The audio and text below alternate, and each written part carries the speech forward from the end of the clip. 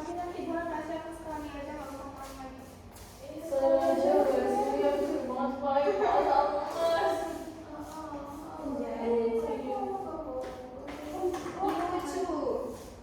Lucu juga. Ih, kamu tetap makanan. Ih, kamu tidak tahu orang puasa lah. Bentar-bentar aja. Gitu. Ini lagi sama Minggu depan tak ganti ya. Kalau makanan. Makanan sih.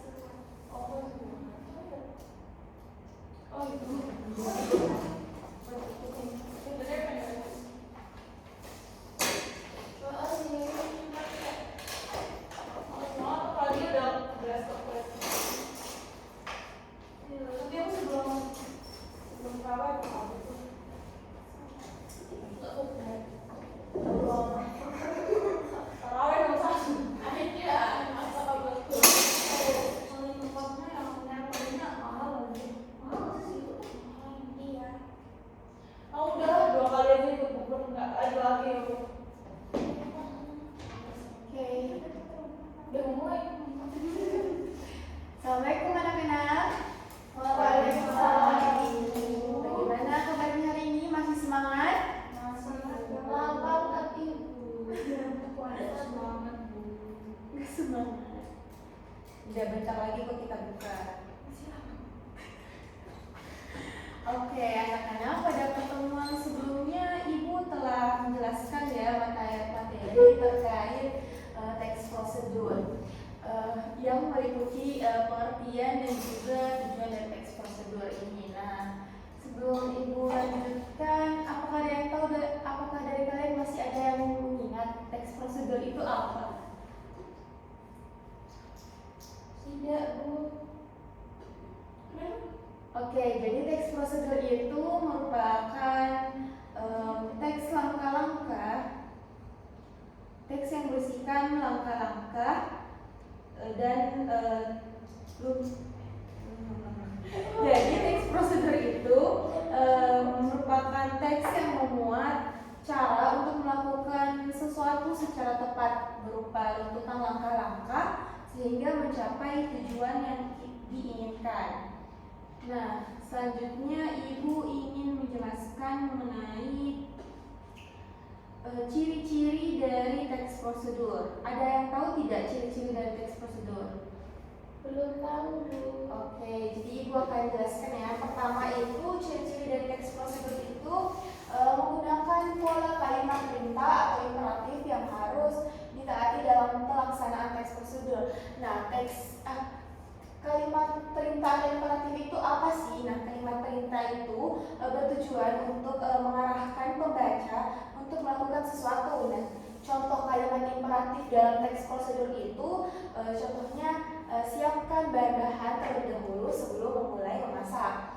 Ciri-ciri yang kedua yaitu terdapat panduan langkah-langkah yang harus dilakukan dan menggunakan kata kerja aktif. Jadi dalam teks prosedur itu terdapat langkah-langkah yang harus kita lakukan secara berurut. Ciri-ciri yang ketiga yaitu menggunakan kata hubung atau konjungsi untuk mengurutkan kegiatan. Nah, kata penghubung konjungsi ini seperti kata-kata yang untuk mengurutkan kegiatan seperti halnya setelah itu, kemudian dan juga selanjutnya. Nah, ciri-ciri yang keempat yaitu terdapat aturan atau batasan dalam hal bahan atau kegiatan yang dilakukan. Nah, di dalam teks prosedur itu pasti ada aturan atau batasan-batasan terkait bahan-bahan yang akan kita gunakan. Yang kelima yaitu menggunakan kata kerja aktif. Yang keenam itu menggunakan kata keterangan untuk menyatakan rincian waktu, tempat, dan cara yang akurat. Dan yang terakhir itu terdapat isi kegiatan yang dilakukan secara urut. Jika kegiatan tersebut tidak dilakukan secara urut, itu disebut juga dengan disebut sebagai tips, bukan teks prosedur. Nah, selanjutnya dari penjelasan ibu ingin tanya, mengapa sih di dalam teks prosedur itu kegiatannya itu harus disusun secara runtun? Oke, Bulan silahkan.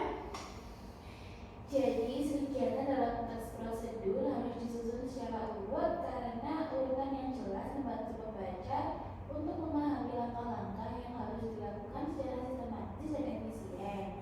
Jika kegiatan tidak disusun secara urut, maka pembaca mungkin akan mengalami kesulitan dalam mengikuti instruksi dengan benar, Bu. Oke, coba Mbak Anjani tolong diperhatikan temannya ketika berbicara ya. Kelihatannya sibuk sekali ya memainkan HP. Coba bagaimana dengan jawaban Mbak Ulan tadi, apakah benar? Benar. Oke, nah anak-anak, jawaban dari kalian itu memang benar ya. Untuk itu, Ibu akan jelaskan lagi mengenai macam-macam dari teks prosedur. Nah, yang pertama itu macam-macamnya itu cara menggunakan atau mengoperasikan sesuatu.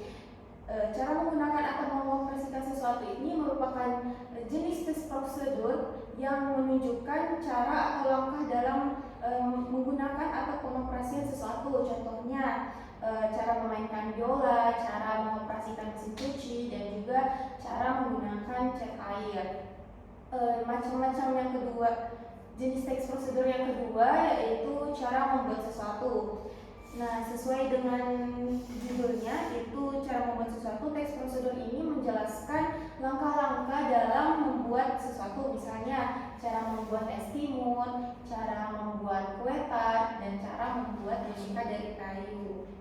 Yang terakhir yaitu berdasarkan cara melakukan sesuatu. Nah, teks prosedur ini menunjukkan langkah-langkah secara berurutan dalam melakukan sesuatu, misalnya cara melakukan gerak tarian, cara melakukan senam sehat, dan cara melakukan gerakan yoga.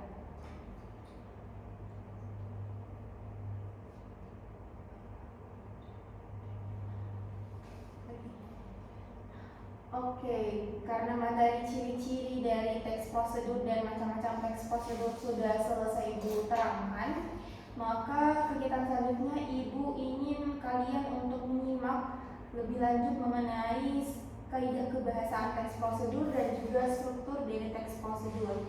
Untuk itu Ibu harap kalian semua dapat menyimak dan memahami dengan seksama ya.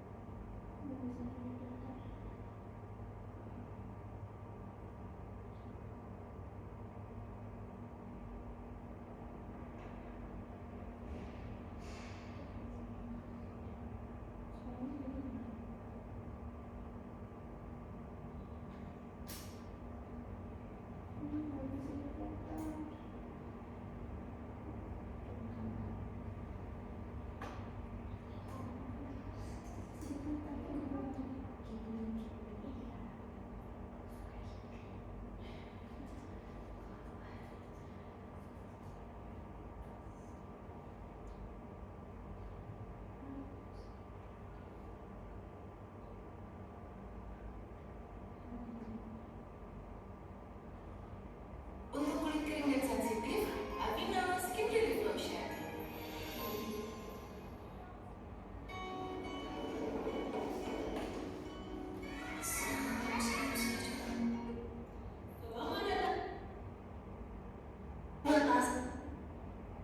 Bisa menimbulkan cacar, akibat cacar, larang prosedur selanjutnya ada 4. Yang pertama adalah penggunaan kalimat ajakan, larangan atau perintah.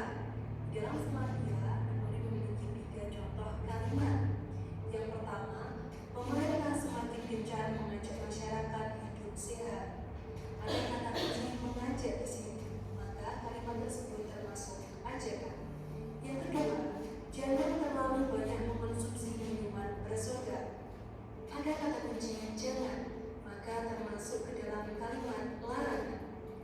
yang ketiga, makanlah sebelum matahari terbenam. Ada kata makanlah, maka termasuk ke dalam kalimat perintah. Bahasa Arabnya adalah penggunaan kalimat inversi, yaitu kalimat dengan predikat mendahului subjek. Biasanya terdapat partikel lah atau kan pada akhir predikat.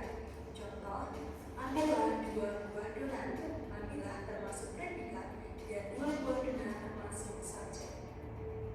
Kebahasaan yang ketiga adalah penggunaan kalimat filsafat atau peniadaan unsur-unsur tertentu dalam kalimat supaya lebih sederhana dan efektif. Contoh, setelah dicuci bersih, olesi jagung dengan mentega dan saus pedas. Setelah jagung dibumbui, bakar jagung di atas api. Kalimat tersebut bisa berubah menjadi Simak ya videonya, sebentar Ibu akan mengajukan pertanyaan dari video yang ditanyakan tadi. Bahasa yang terakhir adalah penggunaan adverbial atau kata keterangan. Kata keterangan yang sering digunakan adalah kata keterangan cara, alat, dan tujuan. Contoh, masukkan adonan kue ke dalam wadah tertutup. Kita tahu bahwa wadah tertutup termasuk alat. Maka kalimat tersebut menggunakan kata keterangan alat. Kalimat kedua, aduk adonan secara menyeluruh supaya tercampur dengan rata. Supaya merupakan kata penanda tujuan, maka kalimat tersebut menggunakan kata keterangan tujuan. Sobat literasi, selain memiliki kebahasaan, teks prosedur juga memiliki struktur. Guna memahami struktur teks prosedur secara lebih dalam, silakan kalian perhatikan teks berjudul Membuat Telur Mata Sapi yang Lezat dan Menyehatkan. Selain lezat, telur mata sapi juga bermanfaat dalam menjaga kesehatan tubuh. Telur mata sapi kaya akan vitamin D yang mampu memperkuat tulang dan kaya akan protein guna menjaga kesehatan otot. Mengingat hal tersebut, maka sangat dianjurkan untuk mengonsumsi telur mata sapi. Secara lebih rinci, berikut adalah tata cara pembuatan telur mata sapi. Pertama yang harus dipersiapkan ialah bahan dan alat. Bahan yang dibutuhkan meliputi telur ayam, minyak kelapa, dan garam. Sementara itu, alat yang dibutuhkan hanya teflon, spatula, dan kompor. Setelah bahan dan alat selesai dipersiapkan, maka proses pembuatan telur mata sapi bisa dilanjutkan. Langkah pertama ialah beri teflon minyak goreng secukupnya. Kemudian panaskan teflon, pecahkan telur tepat di atas teflon, taburi garam secukupnya, tunggu telur mata sapi matang, baru tiriskan. Sajikan telur di piring. Telur mata sapi sangat baik bagi kesehatan tulang dan otot. Tata cara pembuatannya juga mudah, oleh karenanya disarankan sering dikonsumsi. Dari teks berikut kita tahu bahwa setidaknya ada 4 struktur dalam teks prosedur. Yang pertama tujuan, kemudian bahan dan alat, langkah, dan terakhir penutup. Adapun keterangan mengenai struktur teks prosedur dapat dilihat pada slide-nya.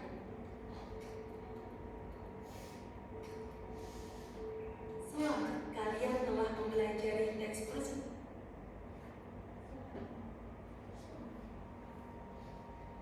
Nah, berdasarkan pemahaman dari video tersebut, coba sebutkan apa saja struktur dari teks prosedur. Ada yang bisa jawab? Ya, silakan Rahma.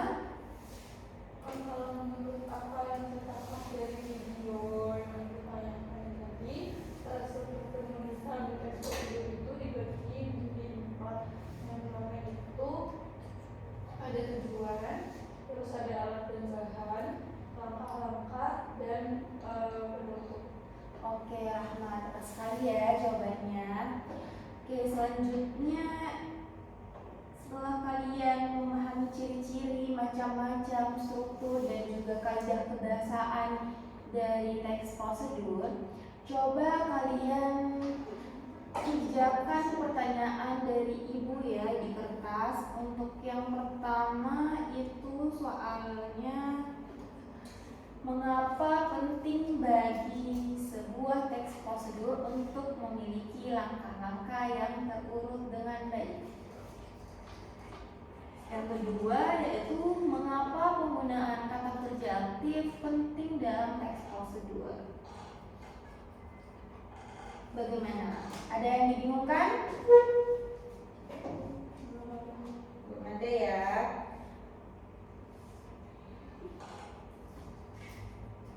Belanjanya baru dikerjakan ya, jangan ngobrol terus. Ngobrolnya ketika istirahat aja ya. Saya dengerin jadi Bu. Ayo dikerjakan seperti teman-temannya.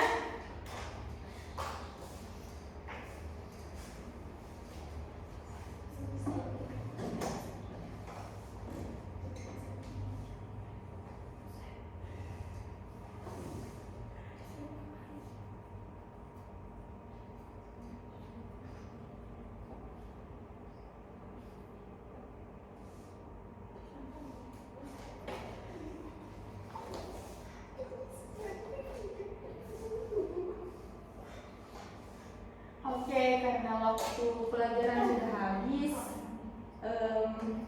apakah pekerjaan kalian sudah selesai semua? Sudah.